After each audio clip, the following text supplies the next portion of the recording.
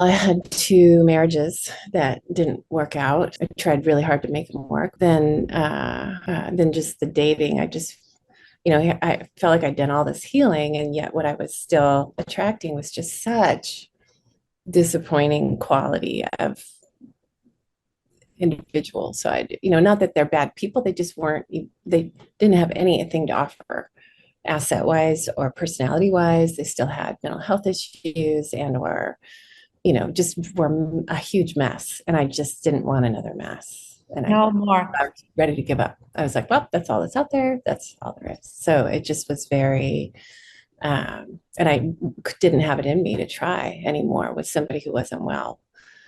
So Yeah. how to cultivate somebody who was well was the thing that eluded me. And that's so interesting because you are so self-aware as a trauma therapist and you were experiencing these challenges. Was there a specific turning point that had you decide to invest in yourself and work through this program? There was a guy that I dated the summer before all this, not this last summer, and he was such a mess. I was like, blah, no. And I think just that hopelessness of that was enough of discomfort to.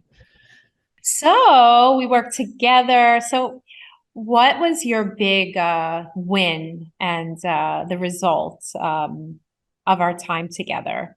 Some of the things in your program that I think were brilliant that really made a difference was the mantras were good because you form a new software to attract something different, and the energy gets different because just as I was like visualizing and sitting with the mantras and they really started taking root, I really started feeling like it was more and more possible. And I started like having moments of like, oh my God, this is going to happen. And I could feel that, even though I still have my skeptic. But then the mirror work was where I really felt the big shift for me. That was I really started seeing a different look in my eyes, and that was in my connection with myself and looking out for that part of me that had felt really pretty invisible and not important, and that was the one that was doing all this attracting and cultivating. So when I was really flexing my inner being and my true self and really starting to take care of that part, it was I felt the energy shift. I had this really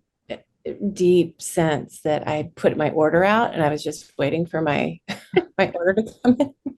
So I really just relaxed into it and I just waited. And this guy actually approached me. We met for coffee and but just as he kept talking, and his eyes did not show up in his pictures and he had these piercing blue eyes and I was just like, and then just the way he gesticulated and his hands were so just lovely, and he's a master diver, and the more he talked, he's a retired science teacher. He taught middle school for 25 years, and I was like, oh my God, this guy is actually healthy. And then I kept sitting there and going, oh my God, this guy actually has his shit together. And then I kept listening. I was like, oh my God, he's actually interesting. And we have these shared values. And it was just kind of weird how it kept going. And he even was sitting there going, well, this is amazing. He lives actually 2 hours away in a town called Talkeetna. And so everywhere we go, every time we go out, he's approached by these kids that are like, Mr. O was my favorite teacher. Just they love him.